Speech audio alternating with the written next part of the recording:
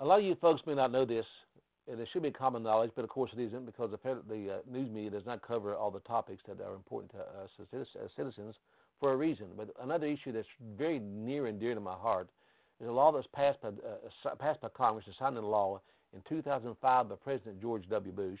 It's called the National ID Card. It was the Real ID Act, but it will mandate that each state, via the driver's license, each citizen must carry with them a national ID card. Note I said national, not state, but national.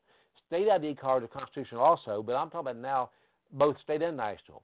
If you do not have a driver's license, you still must get a state-issued card that will come up to the requirements mandated by the federal government that will be in line with the restrictions on what you must carry with you at all times in order to travel, to conduct business, and eventually to even buy and sell common needs as gasoline or food. And folks, this is not I wish I were making this up, but I'm not. This is how restricted this measure is. Some states have seen it important enough already to completely declare it unconstitutional in their states and outlaw. At least 6 states have done that already.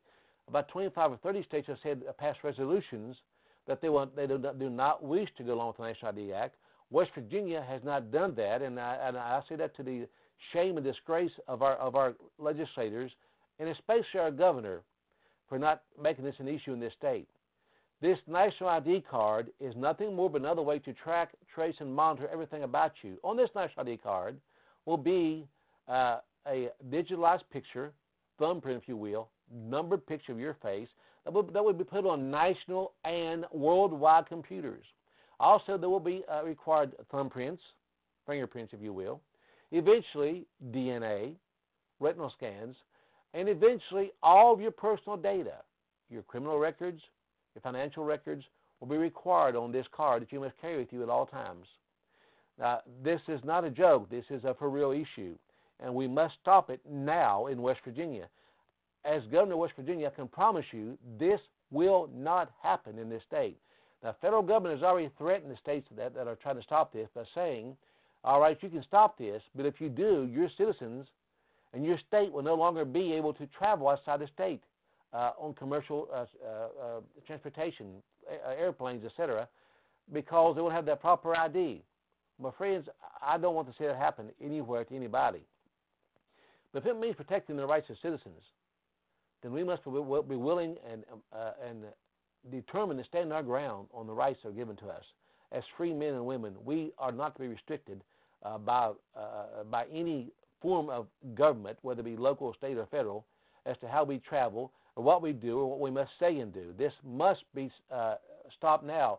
And along the same lines is now a federal law that's already been put in place in many states. Some states have already implemented it, like Wisconsin, for example, that every state, or every farm, every piece of property must have your premise ID number. Now, my friends, your property is not a premise. Look up the word premise someday in a dictionary.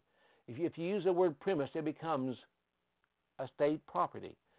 They want to give you your farms, your properties, federal ID numbers. They want to ID your property. And eventually they want every animal that you own, right down to your pets.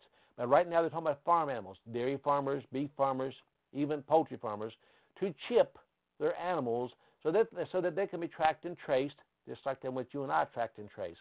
It's called the NAIS, National Animal ID System.